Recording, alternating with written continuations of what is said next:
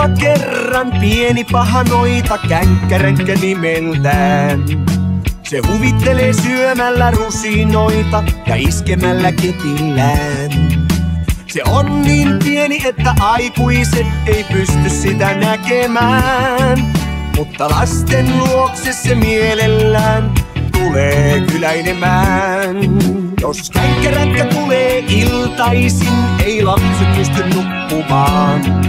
Koska nukkumatti pelkää känkkäränkää ihan tosissaan. Kun känkkäränkkä tulee ruokapöytään, se mussuttaa rusinoitaan. Ja ruuan se saa lasten suussa pahalta maistumaan. Kyllä kylässä voi käydä känkkäränkkä, kun on känkkäränkkäpäivä. Onhan se kiva, että lapsilla on oma ränkkädä säärinen noita. Mutta älä tule liian usein känkkäränkkä, tule vain kerran viikossa. Kun sä pistät kaiken ihan länkkä. Kun aamulla täytyis tarhaan lähteä, niin lapsia kiukuttaa. Koska känkkäränkkä neuvoo väärin jalkoihin kenkiä laittamaan. Ja känkkäränkkä yllyttää lapset toisten leluja rikkomaan. Ja iloisesti naputtelee kepillä, kun saa lapset tappelemaan.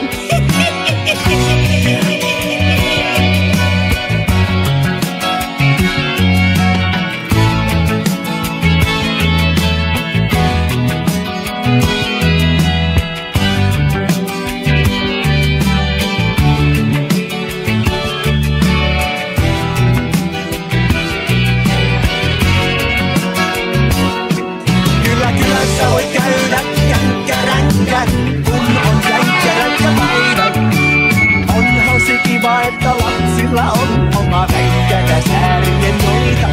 Mutta älä tule liian usein känkkäränkkä, tule vain kerran viikossa. Kun sä pistät kaiken ihan länkkä. Niin äiti syyttää noita.